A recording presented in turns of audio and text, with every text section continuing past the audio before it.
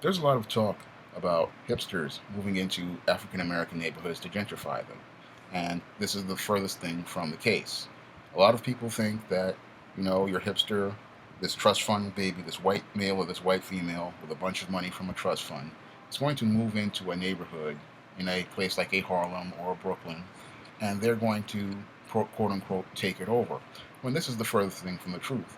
The truth of the matter is, this is a deflection that the Negro uses to keep from people from saying that he is the one who screwed up on the job. You see, back in the 1970s and the 1980s and even part of the 1990s, property in places like New York City was going for cheap, and the Negro had the perfect opportunity to capitalize on it to build his own neighborhood.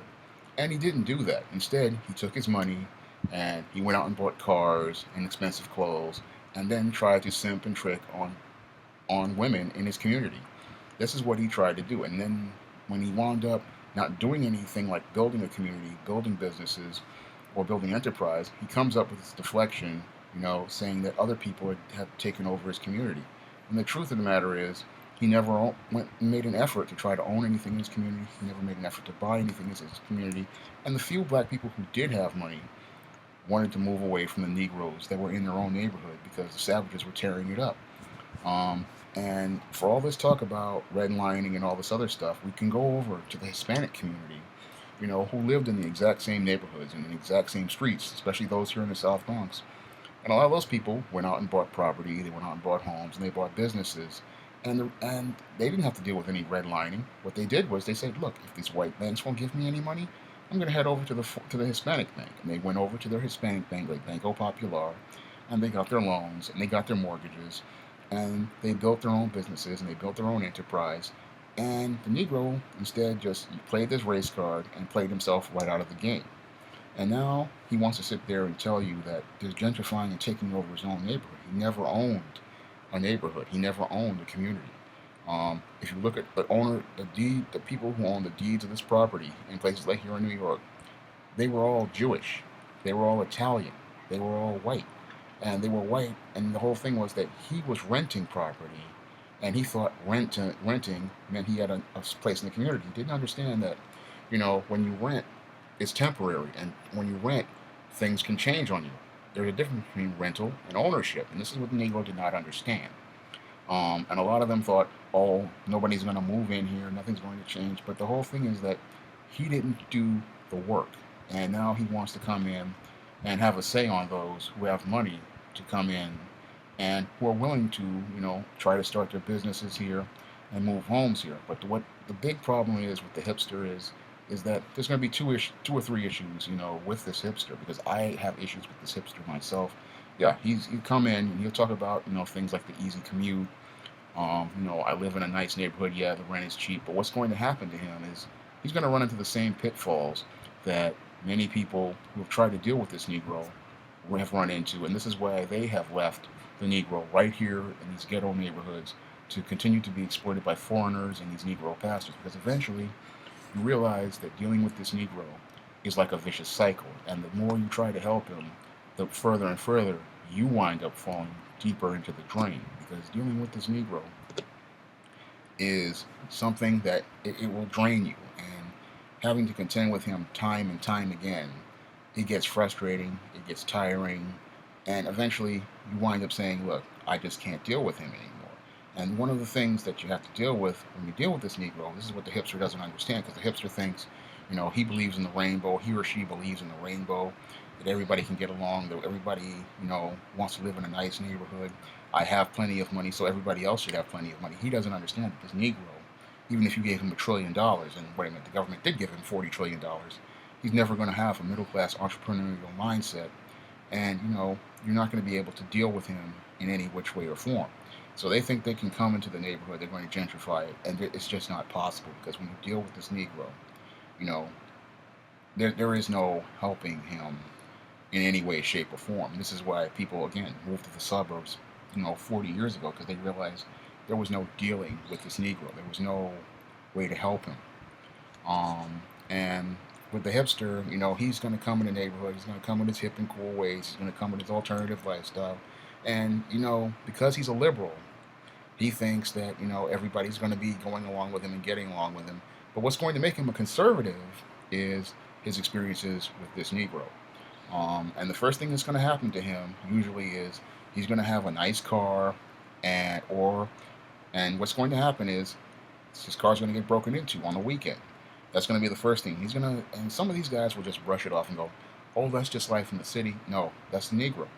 He's going to break into your car. He's going to take your car stereo, or he's going to, key your car, because a lot of these guys, some of them are extremely jealous because they have a lot of feminine traits. But this is one of the things that he first does.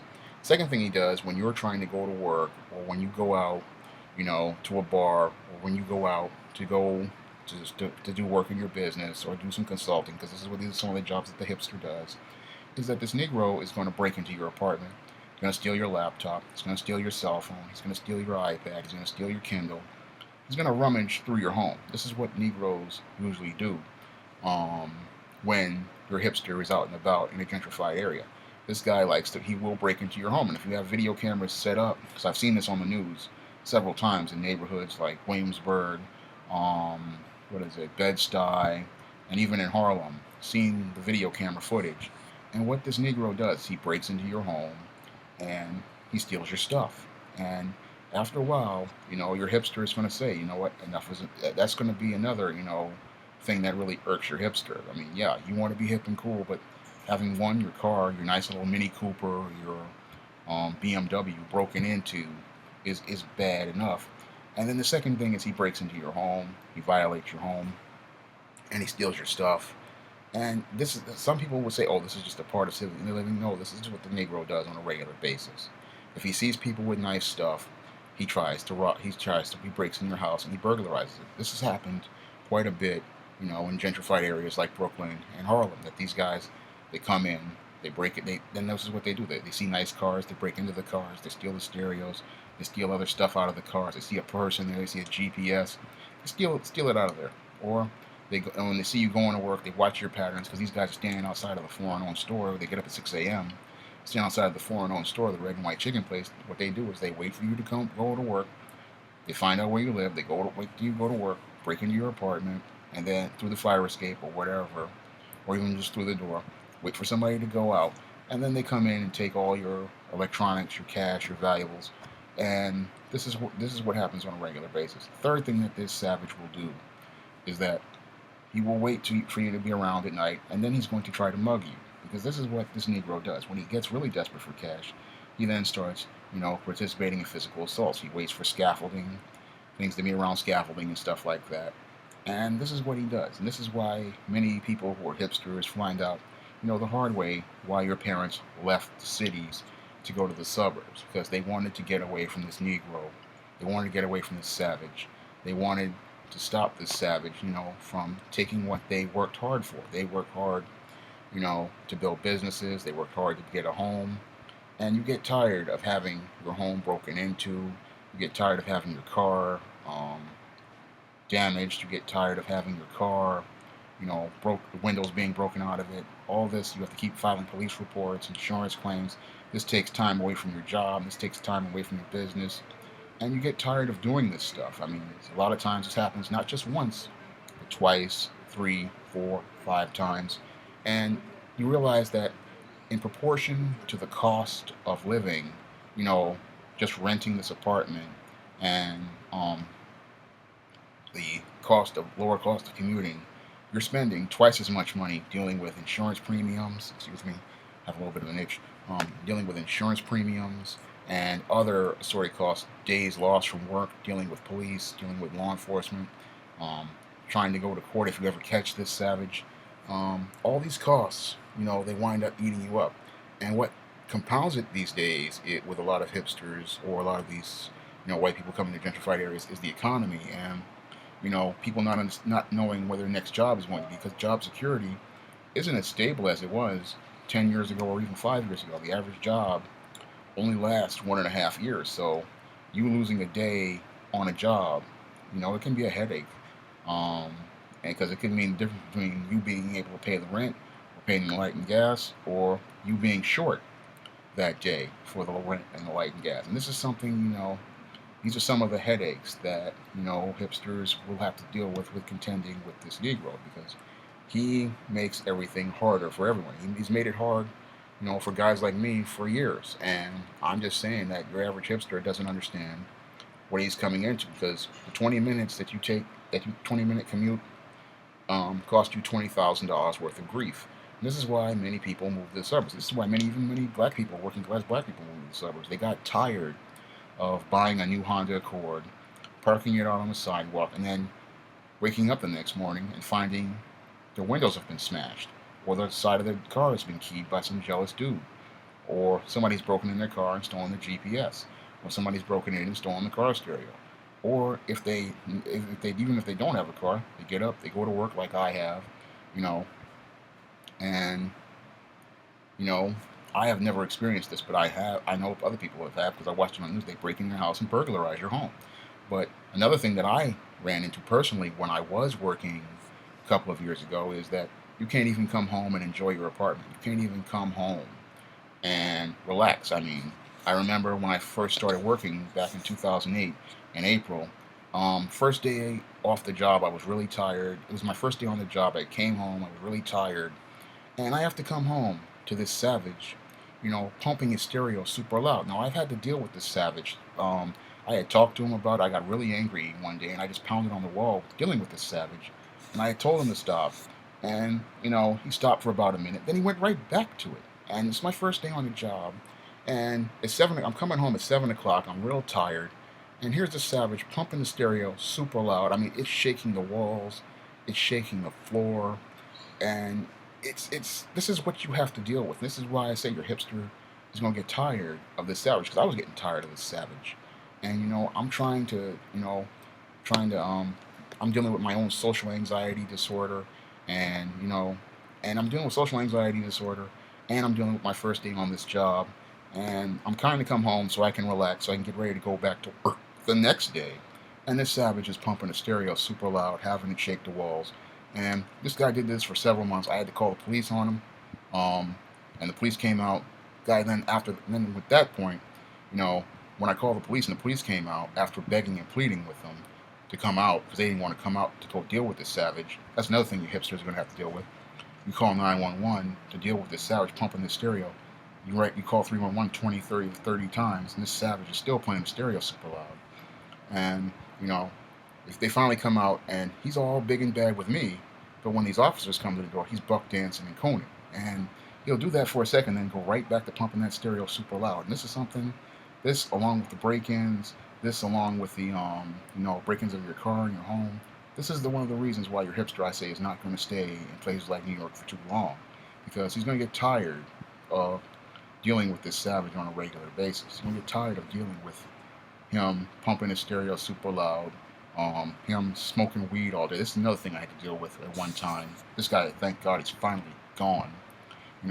This savage, this monster, this brute, playing his stereo super loud. Because I'm not even going to call him a black man, because he is not a black man. This guy was a bum 24/7, sat up in his apartment smoking weed, drinking 40 ounces, basically being a perpetual stereotype to every negative stereotype, reinforcing it and breathing new life into every stereotype known for black men. And he sat there and, did nothing. I was trying to go to work, trying to keep this job, and I had a hard, and that was like I was having a hard time sleeping, because I was trying to struggle with this social anxiety disorder, and it was only exacerbated by listening to this idiot pump his stereo super loud. One time he pumped it up all night long, and the whole thing is, I called the management office, I called 311, called the police. Nobody wanted to do anything about this savage, and this is what many hipsters, I'm telling you, you're going to have to deal with this Negro. And this is why a lot of people, this is why your father left the city, this is why your grandfather left the city, because they could not deal with this savage. They could not deal with his dysfunctional behavior. Every time you're just trying to just live and go to work and trying to take care of business, there he is. And what's really annoying about it is, after pumping your stereo super loud for hours on end, the savage will then, at 6 o'clock in the morning, get up to go to some foreign-owned store and go stand outside of it and beg for change. Or he'll go out to this foreign-owned store and go buy himself a blunt wrap. A lot of them can't even speak in coherent sentences. Everything is MF. Everything is F-bombs. Everything is... This is the guy that, you're going to get tired of dealing with, because, You want to live in a nice neighborhood with nice people. You going to work, he's going to work. People are looking out for each other, and you're not going to get that when you have to deal with this Negro on a daily basis. Now, I'm not saying all black people are like this, but these savages are like this, and they are the reasons why many people, even black people, want to leave, inner city neighborhoods instead of building a community because you can't have anything with them. You try to have stuff with them, and all they're going to do is either try to steal your stuff, or they're going to try to destroy your stuff, or they're going to try to attack you because this is just the way they are. They are, at the bottom. They don't want to move to the top. They don't want to take responsibility for anything. They don't want to take ownership for anything. And there is no helping them. And the whole thing is that your hipster will think that he can live among these people, but when they start tearing up everything that he builds, he's going to start realizing, I have to get away from this savage. You know, and the ultimate thing that will make your hipster, you know, want to get out of the inner city is this: the schools. You see, once you get married, you start having kids, and the kids become school age, you're going to have to bring your kids around the savage, because they are mandated, unless you've got money for private schools, to send them to a private school, they're going to have to be around the savage for a good period of time if they're sent to a public school. And what's going to happen is the teaching of the culture that is taught in these public schools is not, conducive to producing functional adults. Because when you have your child socialized around dysfunctional people, what do they become? Dysfunctional. And your child is sitting there with, Jaheim, John Tavius, Marquisha, and you think that they're going to be learning unity, but the whole thing is that, yes, you want your kids to learn that about getting along with other people of other races and ethnicities, but when it comes down to this Negro, the values that this Negro has are the main reason why most people don't want to be around this Negro. Because this Negro, all from age 4 and 5 and even 6, they come in with this laziness, they come in with this attitude, they come in wanting to fight, and this is all due to the culture that they have been taught from birth. And there is no getting around that. I mean, and on top of it, a lot of these white female teachers enable these behaviors, these dysfunctional behaviors inside of these children, and that prevents their children from growing and becoming better children because white liberal policy tells us that these kids cannot be disciplined, they cannot be suspended, they can't be punished. And you cannot, and a hipster will think, I can send my kids to this public school with these other kids, not understanding that the values that their children are going to learn and that the culture being taught to them is completely dysfunctional. And the smart parents will just say, I need to cut back on whatever I'm doing and send my kids to a private school. But the stupid ones will sit there and say, I can be hip and cool. I got to get.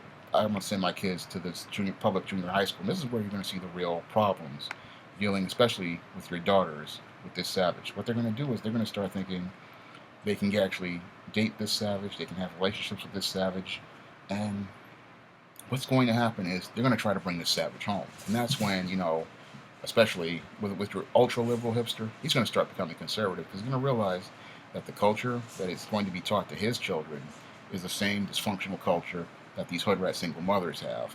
And that's when he's going to realize, it's time for me to get out of this neighborhood and, pack it up and move on because there's nothing you can do with this, with when your children get messed up like this because, this is why they move. This is pretty much why they move. I've seen right here in the South Bronx, there will be white families here in the South Bronx. They'll be here for about 5-10 minutes. I remember one time I was in a Chinese restaurant. There was a junior high school age white girl in the restaurant, and she was talking about her father and all this stuff. And about a couple weeks later, I never saw her again. And I understood why I didn't see her again. It wasn't racism. The whole thing is that this father realized that this would be, detrimental to his child. This is his daughter. She's the teacher of culture in his community. And if she continues to hang out with these thugs and gangsters and dope boys, and they're in her classroom, he's not going to have a functional family. He's going to have more and more dysfunction, coming along because she's going to try to bring the savage into her home, into her neighborhood, and into her home, not her neighborhood, but into her home, into his home, and try to integrate him into his family. And he realizes that, look, I got to get my family out of here. And this is just something that your hipster just doesn't understand. There is no dealing with this Negro. When you try to deal with him, you're going to wind up with a nightmare. And this is why people moved away from him in the first place. This is why not only white people moved away from him, black people moved away from him. Because once they got the economic means to get better, they wound up moving away from him because you can't have anything with him. Now he'll sit here and complain and tell you that you're taking his neighborhood, but when you really look at the picture, nobody took anything. Again, all the property was owned by Jews. All the old property was owned by Italians. All the property was owned by Polish. They were owned. You never see a Negro's name on a single deed. You never see a Negro's name on a single piece of property. You never see a Negro owning a business. And he'll come to you with all these excuses again when there were plenty of black-owned banks, even back in the 80s, that would have loaned him money to start a business. So, for all his talk, there is no dealing with him. And the whole thing is that the hipster thinks he can come in and gentrify a neighborhood, but there will be the Negro right there, because I see it in neighborhoods like Harlem right now, and I even see dysfunctional white people. Like, I had a family member who was coming home from church on the bus, and she saw a white male prostitute right on 2nd Avenue. So, everybody, for all this talk about gentrification, there is no gentrification. Again, Negro screwed up on a job, and he continues to screw up on the job. And he continues to use race as a deflection to avoid dealing with the responsibilities he or she was supposed to take 30, 40, and even 50 years ago in building that black community. For all the talk about the Negro, people gentrifying his neighborhood, he often is the one who keeps businesses from staying in his neighborhood. I can count all the businesses that came to Harlem, for example, that are now gone. Your Rite Aids, your Krispy Kremes, many businesses that came, and even your Pathmark, which is struggling right now, because right now you go to Pathmark on Lexington Avenue, 125th Street. Wonderful store at one time, destroyed by junkies and crackheads standing outside. I won't even shop there. And I shopped there when it first opened in 2000, but now in 2015, my family member and I, we both said, we made a vow never to go to that store because of all the junkies that stand around in front of it, loitering, begging for change.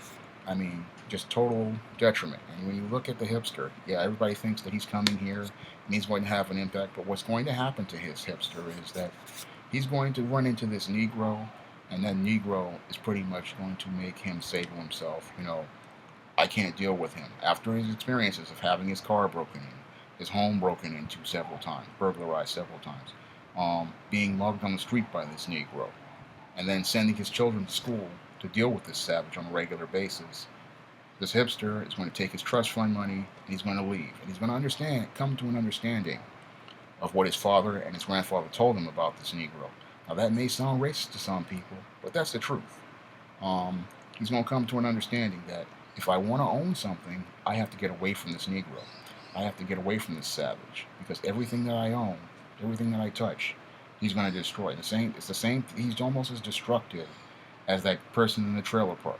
There's a reason why people don't live around them either, because they understand that, look, if I live around this person, they're going to bring down my property values, they're going to bring down my quality of life, and there is no having anything around this person. Again, you can pump money, you can give $40, $50 trillion to this Negro, which has been done by the government, and the Negro will sit there and he'll still be in the same position. I'll even go even further to go to your NBA and NFL players. These people get hundreds of millions of dollars in salary, and they still have the same ghetto mentality. And within 4 or 5 years, your NFL or your NBA player usually winds up broke. So that pretty much shows you, even with money given to this Negro, he will wind up in the same position. Because I always have this riddle, regarding NFL, NBA players, and entertainers regarding them, and I say, how if you give a NFL a Negro, I'm just gonna let me give you the riddle. If you give a Negro $1 million, how much money will he owe you? There's something to think about. But this is the case when it comes with this Negro. You give him $1 million, and at the end of the $1 million, he winds up owing you a bunch of money. But this is what happens when people talk about gentrification. They talk about somebody coming into your neighborhood. Again, you never owned the neighborhood, you never controlled anything in the neighborhood, And people made money off the Negro in the neighborhood through your Section 8 programs, your welfare programs, your WIC programs, um, other programs, and job readiness programs, all sorts of programs. But people realize, you can't live among the Negro. You just have to section off a part of the town for the Negro, leave him there, and move on. Because all this talk about 20-minute commute again, the hassles you have to deal with police reports, insurance, um, you know, locks, all this other stuff. It's more costly to deal with this Negro than to move out in the suburbs and have a nice home. And eventually, your hipster is going to realize, I'm going to have to start saving my money to build a community outside of the city. Because living in the city, yeah, that's real nice. We're renting, but the whole thing is that you have to contend with these Negroes, and they're just eating into your home, your living expenses over time. The constant break-ins, the constant thefts, the assaults, all this stuff, the violence that they participate in, the restless nights because you have to deal with his boom cars, his booming system, his weed smoking, his drinking all night long, his domestic violence disputes. Eventually, you realize that if you want a better quality of life, you don't have to deal with this nonsense. You move out to the suburbs, you get yourself a nice home. You have people in the community who want to have the same things that you want, which is a nice, quiet neighborhood, good schools, people who want to actually do something with it. Like they all get together. This is why people moved to the suburbs in the first place, because they wanted a higher quality of life. They wanted a higher standard of living. They wanted um, a more productive standard of life because they realized they could not get that in the inner city. And I can tell you from living in the inner city for almost all my life, that I want that higher standard of living. This is why I work so hard on books and stuff. And it's very hard to do that with the Negro because every time you try to do something, there's a Negro right in front of you, or two or three of these Negroes there to try to tear it down or to try to destroy it. Because the Negro doesn't want anybody to come up because he likes being in the position of the victim. And that for him, he believes that the victim is a position of power. And he always lives for people to feel sorry for him, when in actuality, if he had worked to earn people's respect or worked to get respect for himself, he would be in a much better position. That's all I have to say for this video. You can comment, rate, and subscribe.